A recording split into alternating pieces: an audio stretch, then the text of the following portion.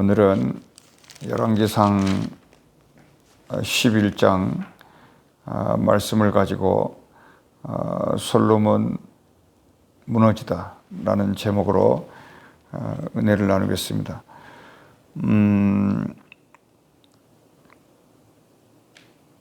곤불 10년이라는 말이 있는데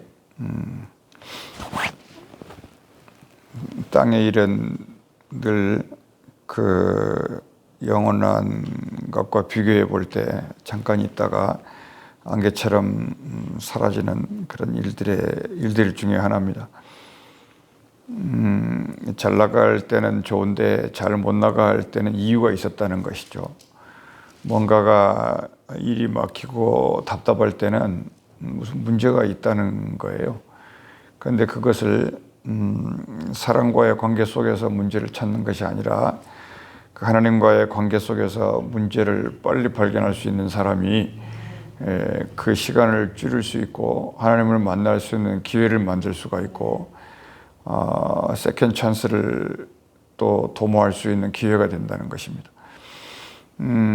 솔로몬이 이제는 굉장히 무너지는 과정을 지금 밟고 있는데 주변에 여러 무너질 수 있는 이유가 있었고 또 무너진 이후에 많은 대적들이 일어났는데 그 대적들의 이름들을 쭉 나열한 거 보니까 그 과거에 해결되지 못했던 이런 문제들이 잠잠하게 있다가 시대가 바뀌니까 그 자손들이 들고 일어나 가지고 그 강력한 이스라엘의 솔로몬 왕국을 대적자들로 이렇게 일어나는, 그럴 때마다 솔로몬의 생각이 대적자들에게 문제를 돌리는 것이 아니라 하나님 앞에 자기 자신이 어떤 문제가 있었는지를 묻고 그 하나님 앞에서 원인을 찾아내고 다시 이스라엘을 하나님 앞에 올바로 세우는 방법이 뭔가, 그걸 가지고 늘 씨름해야 되는, 이게 성경이 말하는 메시지다.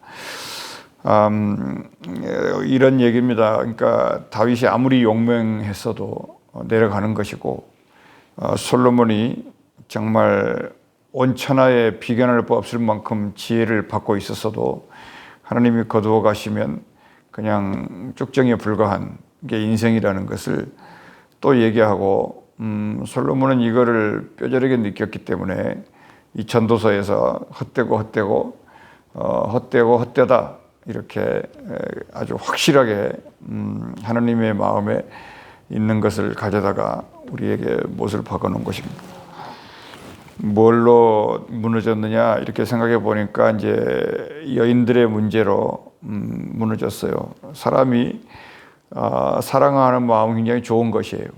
누군가를 사랑할 수 있고 관심을 가질 수 있고 초점을 여인에게 둘 수가 있는데, 그러나 그 모든 일들이 그 배후에는 항상 뭐가 있냐면 이 우상과 연결이 되어 있다고 하는 것입니다. 그러니까 성경이 우상을 섬기지 말라 제1계명이라고 하는 그것은 전부 무슨 얘기냐면 그 나머지 9개 계명이 제1계명을 바치고 있는 것이고요. 또 악한 영들은 이 1계명을 무너뜨려야 자기들이 하나님이 되니까 그때도 그랬고 과거에도 그렇고 지금도 그렇고 앞으로도 이 1계명에 대해서 계속 뭐라 그럴까요? 무슨 수작을 자꾸 부리는 거죠. 그 1계명이 엎어진다는 것은 그 1계명을 말하는 그 신을 무너뜨리는 것이고, 그럼 그 자리에 자기들이 왕이 될 수 있지 않겠습니까? 그런데 이 계획은 영원히 실패한다는 것이 성경의 이야기입니다. 그러므로 이제 이스라엘의 그 다윗과 솔로몬을 하면은 가장 전성기 아닙니까? 이 전성기가 결국은 그 여인을 사랑했다는 이 문제를 극복하지 못함으로, 그거를 넘어가지 못함으로 결국은 나라가 이제 내리막길에 들어서게 됐다. 이런 얘기입니다. 그러니까 남자든 여자든 간에 사랑을 잘해야 된다는 거예요. 모를 때는 사람에게 목매어 있는데 알게 되면 우리는 항상 이렇게 이 하늘로 들어갔다가 땅으로 와야 돼. 항상 모든 게 그래요. 뭐 먹는 거, 마시는 거, 사는 거, 사랑하는 거, 죽는 거, 모든 것이 다 그냥 땅에서 어서 땅으로 가는 게 아니라 땅에서 있다가 하늘로 들어갔다가 땅으로 내려오는, 항상 요것이 뭐냐면 이게 예배고 이것이 기도고 또 성도 간의 교제죠. 그러니까 굉장히 소중한 거예요. 그러니까 믿음을 가지고 있는 그 일들이 소중하다. 그래서 믿음으로 말미암아 이탈되면은 그렇게 마음이 아픈 거죠. 그래서 그 마음을 가지고 하나님 앞에 이제 기도하는 사람, 이 사람이 이 복을 빌어줄 때 그 복이 그들이 받지 않기 때문에 그 복이 기도하는 사람에게 온다. 이건 자연스러운 흐름 같습니다. 아무튼 사랑은 자유예요. 인간의 속성이니까. 근데 사람이 가지고 있는 그 모든 뭐 장점이 있다고 하면 그 많은 장점들도 하늘로 올라갔다가 내려오지 않으면 그 장점은 결국은 사람을 무너뜨리는 대적으로 바뀐다. 그러니까 칼이 양면성이 있지 않습니까? 그러니까 이제 그렇게 될 수 있다는 거예요. 솔로몬이 이거를 놓쳤어요. 뭘 놓쳤을까요? 그 왕이기 때문에 왕권을 가질 수 있습니다. 그런데 왕은 항상 생각해야 될 게, 하나님도 생각하지만은 이 백성을 생각해야 돼요. 리더는 자기 한 사람이 무너지면 이 백성들이 어디로 갈 것인가? 내가 정말 뭔가 곁길로 들었으면 이 백성도 전부 곁길로 들었을 것이다. 그리고 내가 잘못되면은 이 사람들이 나를 고칠 수 없다는 거예요. 그러니까 왕은 항상 그걸 생각해야 됩니다. 눈에 보이는, 그러니까 한 집안의 가장도 그렇고 어떤 리더도 그렇고 믿는 사람 한 사람은 그 생각을 해야 돼요. 내가 여기서 넘어지면 나로 말미암아 이 틈이 생기는 것이고, 나로 말미암아 모든 게 잘못될 수 있는 이 계기를 제공하게 된다면 이거를 과연 어떻게 할 것이냐. 그래서 우리는 비가 오나 눈이 오나 망하나 흥하나 언제든지 그 하나님 앞에 기본기를 잘 갖추고 있는 거, 이게 굉장히 중요하다는 것이죠. 우리가 조금 더 읽어보면은 거기 있는 말씀 그대로 1절에 바로의 딸이 첫 부인이었는데 이걸로 끝나야 되는데 이방의 많은 여인을 사랑했다. 이거는 사람이 감출 수 없는 것 같아요. 오늘날에는 더 심각하죠. 그러니까 율법으로라도 한 남자나 한 여자다, 이걸로 그냥 몸에다가 태투를 붙이고 다녀야 돼요. 비록 속마음에는 열여자가 있고 백년 남자가 있고 해도 이거는 1대1 이거다. 그러면서 계속 그 원칙을 붙들고 자기 속에 있는 이런 그 이방 여인들을 이렇게 몰아내면서 계속 주님의 뜻에 순종해 나가려고 하는 그런 믿음의 헌신이 굉장히 중요하다는 겁니다. 근데 거기에 여인들이 한 5종류가 있어요. 모압도 있고 암몬도 있고 에본도 있고 시돈도 있고 헷도 있죠. 그 다윗의 바세바도 헷이었죠. 히타이트. 그러니까 헷 여인들이 지나가는 말로 좀 괜찮게 생겼었나 봅니다. 그러니까 여기 이스라엘이 이렇게 있으면 이게 주변에 뺑 둘른 나라들의 이름이 이렇게 쭉 나와 있고, 그 헷이 저 북쪽에 있는 나라고, 나중에 히타이트가 돼가지고 이스라엘을 정복하는 북이스라엘을 무너뜨리는 나라로 되는데, 그건 얘기고, 두 번째는 그 이스라엘 자손들에게 얘기했어요. 그러니까 하나님은 그 이스라엘의 하나님만이 아니라 이게 그 주변 이방 나라의 모든 나라 민족의 하나님이에요. 그래서 여기에 말씀하시기를 이스라엘 백성들에게만 너희가 다른 이방 사람과 통혼하지 말라 이렇게 하는 게 아니라 그들에게도 이스라엘 백성들과 통혼하지 말라 이렇게 같이 말한 거예요. 그 2절 말씀에. 그래서 뭐라 그러냐면 서로 통혼하지 말아라. 서로 통혼하지 마라. 사실 내부적으로는 이스라엘 백성들을 지키는 거죠. 그러나 전체적으로 서로 그러지 말으라는 거예요. 서로 그러지 마라. 너희에게 분수가 있고 하는 거니까 그러지 말아라. 근데 그때 거기에 해답을 쓴 게 결국은 그게 그거 같은데, 그 통로를 통해서 다른 신들을 뭐라고 성경을 해놨냐면 반드시 따르게 할 것이다, 이 말을 꼭 써놨어요, 성경에.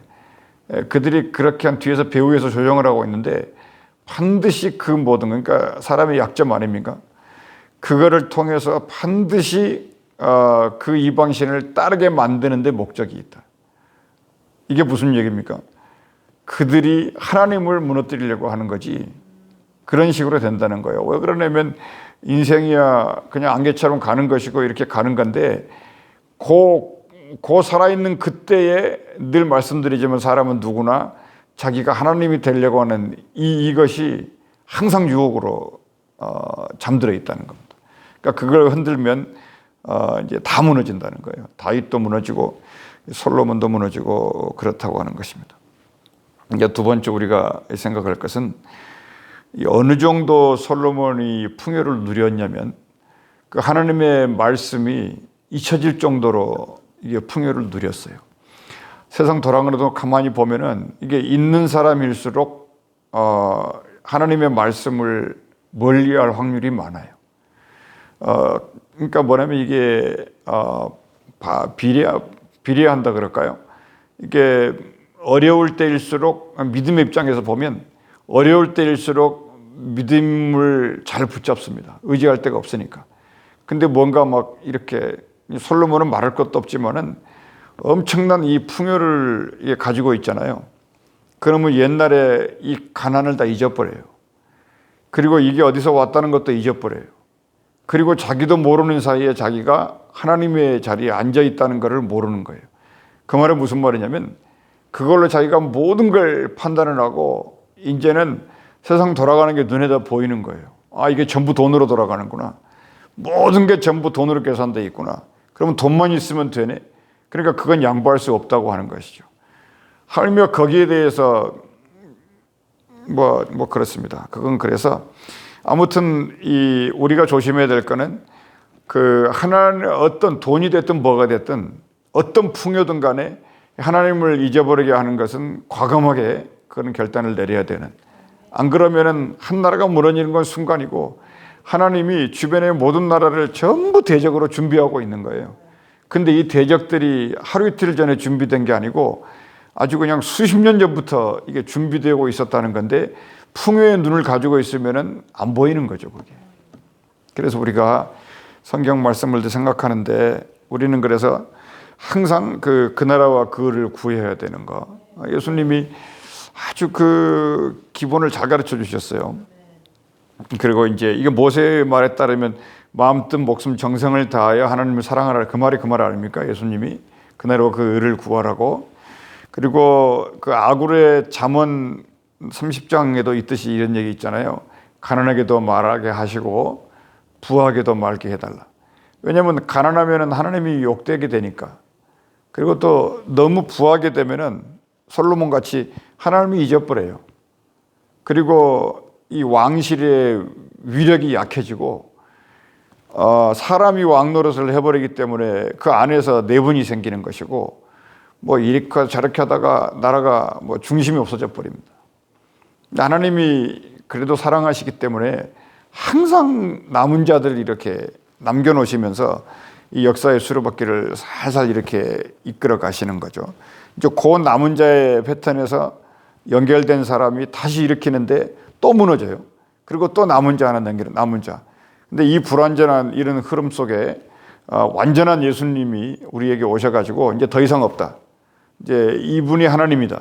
그러니까 이제 이 마지막 때 이 시대를 살면서 모든 것을 교훈 삼고 이제 분명하고 확실하게 너희는 그 나라와 그를 구하는 중에 받은 걸 갖고 살아라. 이제 그리 얘기하신 거예요.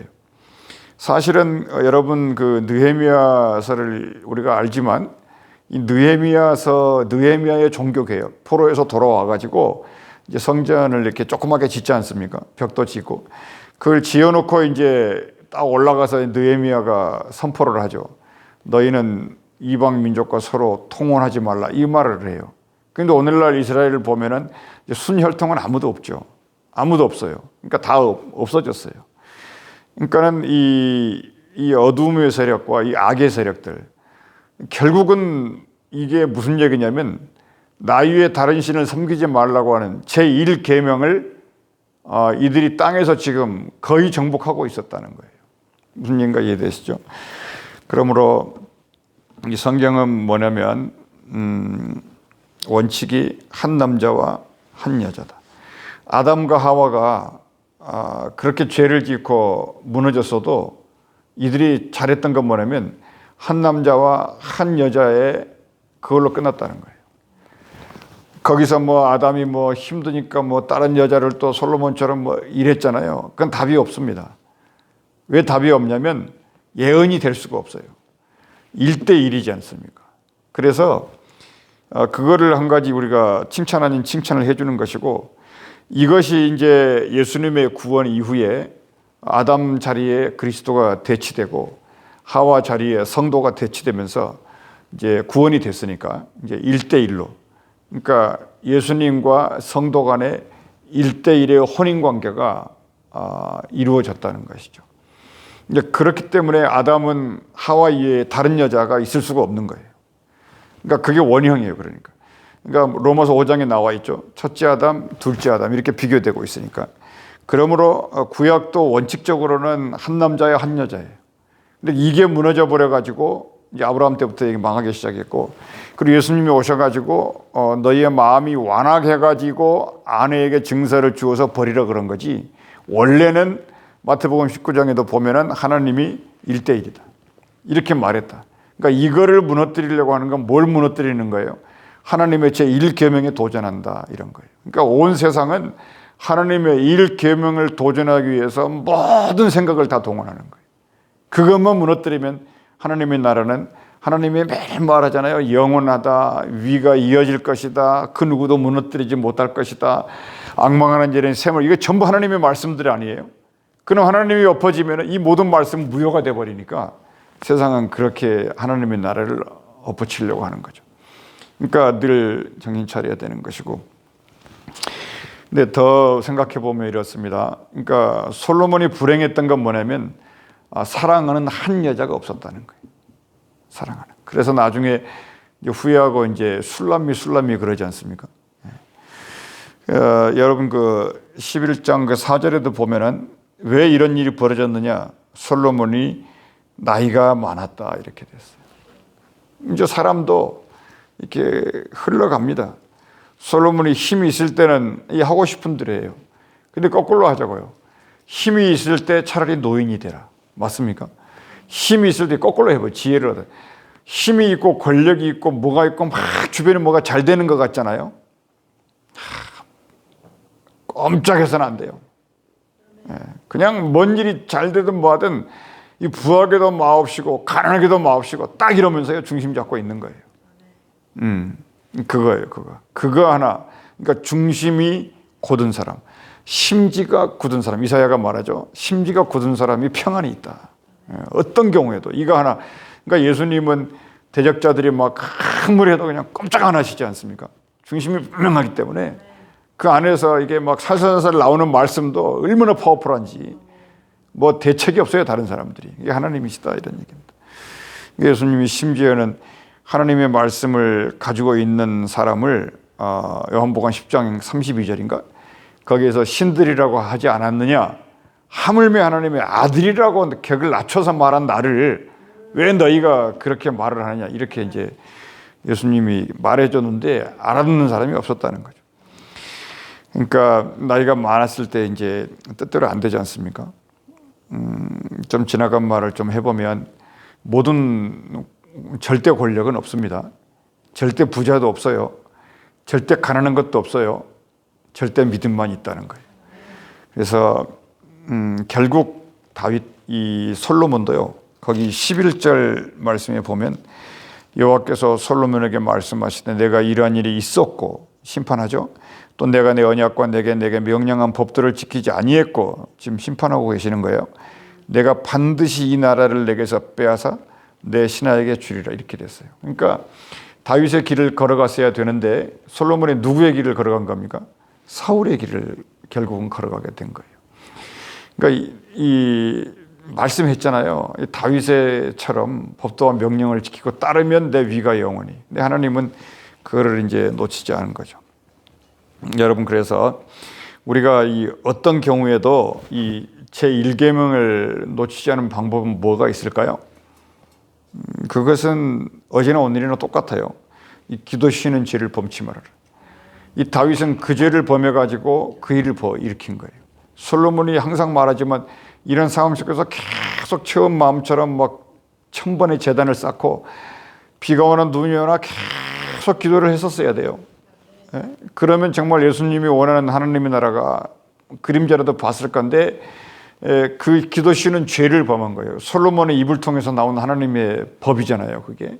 그거 안 하니까 그냥 휘청휘청 하더니 그냥 주변의 대적들이 그 아무것도 아닌 그 대적들이 일어나가지고 나라를 쪼개버리는 이런 일이 벌어졌고, 그 두 번째는 이제 우상을 이기기 위해서는 그 나라와 뭐다? 그의 의를 구하는 일을 놓쳐서는 안 된다. 그러니까 이 솔로몬이 이렇게 무너졌어요. 그러니까 대적들 얘기가 쭉 나왔고, 솔로몬이 나이 든 것처럼 이 총명이 얻어졌는데 우리가 끝으로 하나를 꼭 봐야 될 사람이 있는데, 거기 29절 그 지금의 여로보암이 예루살렘에서 나갈 때에 이제 여로보암은 이제 신하의 아들이죠. 실로 사람이 한 사람이 나와요. 누구 나옵니까? 선지자 아이야가 나온다. 그러니까 다윗에게 이제 나단이 있었죠. 그런 것처럼 이 솔로몬에게 이제 드디어 선지자가 등장했어요. 그러니까 선지자가 등장했다는 얘기는 무슨 말인가요? 이거는 하나님이 나타나셨다 이거. 하나님이 이제 그러니까 하나님이 직접 말을 해도 11절에서 뭔 말인지 가물가물했을 건데, 이 실로 사람, 이 실로가 무슨 뜻인 거예요? 이 실로가 이게 메시아란 뜻이에요. 그러니까 실로 사람, 실로가 오시기까지 창세기에 그런 말이 있죠. 실로가 메시아니까 49장에. 그래서 실로 사람 선지자 아이야가 못을 박죠. 선지자가 말하니까 이제 그대로 돼버리는. 그러니까 선지자가 다 여기서 예언을 해요. 앞으로 되어질 일을. 10개, 12조각을 새 옷을 찢어가지고 너 10개 다 갖고 나머지 하나만 남겨놓고 이 하나가 이제 아들의 나라가 될 것이다. 다시 시작할 거다. 이 얘기를 했지 않습니까? 그러므로 이제 거기 지파 중에 택한 성읍 32절에 예루살렘을 위하여 한 지파를 솔로몬에게 준다. 그 아들 이름이 이제 르호보암이다. 이제 이렇게 되는 것입니다. 그러니까는 세상에는 왕이 있다 없다? 왕이 없다. 오직 하나님만이 왕이시다. 그러므로 여러분이 모든 영역에서 이 모든 일상에서 이게 왕되는 것을 좋아하지 말아야 돼요. 세상과 반대로 가야 돼. 어떻게 해서든지 예수님 같이 힘이 들어도 섬기는 길을 찾고, 힘이 들어도 우리는 그렇게 못하지만 예수님이 목숨까지 던지면서 섬기러 왔다 그랬지 않습니까? 이 서번트십이 정말 고통스럽고 어려운 건데, 우리는 하늘나라에 소망을 두고 있으면 이렇게 가다 보면 하나님이 그와 그 모든 것을 더하시리라, 이렇게 공식적으로 되어 있는 것입니다. 기도하겠습니다. 은혜로우신 우리 아버지 하나님, 우리를 이와 같이 말씀 아래 있게 하시니 감사합니다. 기도 쉬는 죄를 범치 않게 하시고 그나라 그를 구하게 하시고, 정말 사탄에게 시험 받았을 때 예수께서 권력을 이기시고 종교를 이기시고 먹는 문제를 이기셨던 것과 같이 우리도 주님 말씀 생각하면서 늘 이 땅의 모든 상황을 이겨나갈 수 있도록 섬기는 지혜를 허락해 주옵소서. 주 예수 이름으로 기도하옵나이다. 아멘.